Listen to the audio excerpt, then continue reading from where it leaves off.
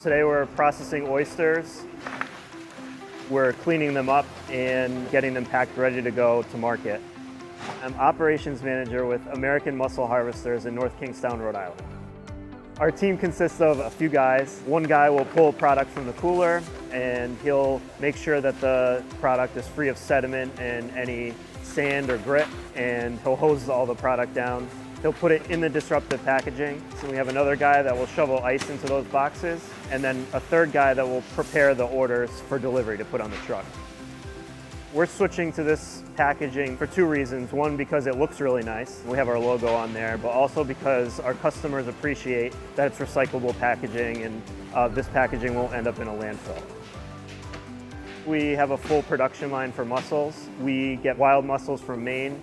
We bring them down here and process them through our line that gets them restaurant ready.